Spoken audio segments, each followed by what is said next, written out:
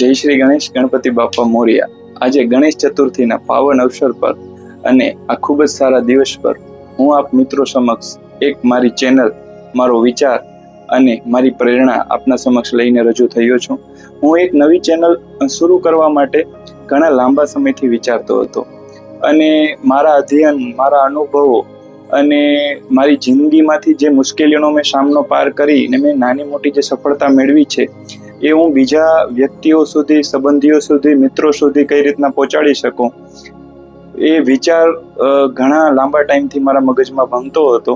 તો વિચારને સાકાર કરવા માટે મેં આજે આ ચેનલ રૂપે એક પ્રયાસ કર્યો છે તમારા સુધી પહોંચવાનો, મારા વિચારોને પહોંચાડવાનો અને મેં જીવનમાંથી જે શીખ્યું છે એ લેસન્સ એક અલગ લાઈફ લેસન નામની ચેનલથી આપને કંઈક મદદરૂપ થવા માટે શરૂ કરી છે। તો મિત્રો, આ ચેનલ થકી હું તમને જણાવવા માંગીશ કે આપણે જીવનમાં નાની મોટી સુટેવો વિકસાવીને કે આપણા જે સંસ્કારો છે તેના ઉપર થોડું ધ્યાન આપીને, સંસ્કારો એટલે જેવા કે આભાર માનવો, ક્ષમા આપવી, નિડરતા દાખવવી, આપણો જે એટીટ્યુડ આપણે કહીએ છીએ એ એટીટ્યુડને કઈ રીતના સારી રીતના વિકસાવી શકીએ, આત્મવિશ્વાસ કઈ રીતના કેળવવો,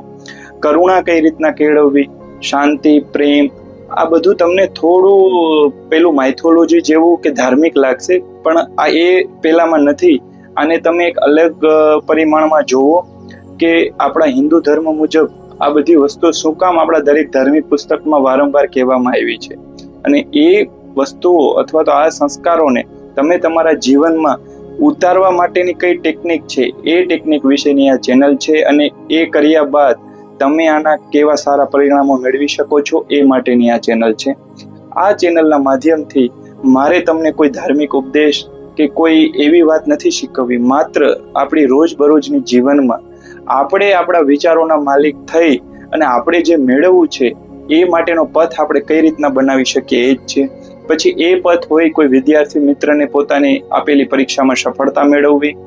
કોઈ ગૃહિણી હોય તો એને જીવનમાં નાની નાની મુશ્કેલીઓ પડે છે એ મુશ્કેલીઓમાંથી પાર આવવું, કોઈ ધંધાર્થી મિત્ર હોય તો એના ધંધામાં એને કઈ રીતના વિકાસ કરવો। ખાસ કરીને મિત્રો, જે પણ આપણા જીવનમાં બહાર થઈ રહ્યું છે એ પહેલા આપણી અંદર બને છે, એ બહુ ઓછા લોકોને ખબર હોય છે।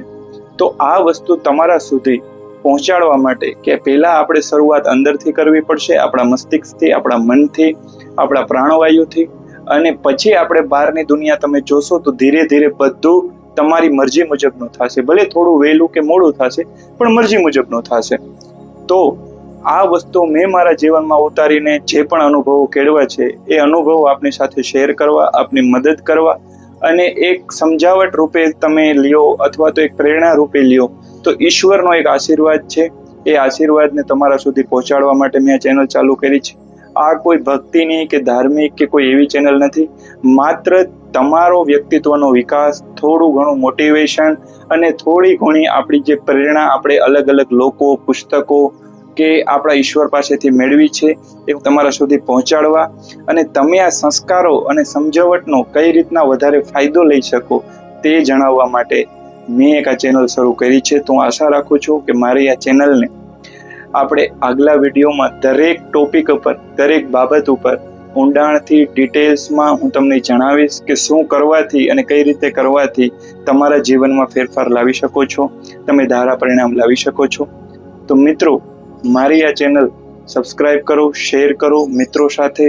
તમારા સંબંધીઓ સાથે, અને આ જ રીતના તમારા સહકારથી આપણે બધા એક વ્યક્તિત્વ વિકાસ, એક સમાજના વિકાસ અને એક આપણે ખૂબ સારું જીવન જાણી શકીએ, ઈશ્વરને માણી શકીએ તે માટેનો પ્રયાસ છે। તો આશા રાખું છું કે આપ બધા મને સહકાર આપશો। જય શ્રી ગણેશ।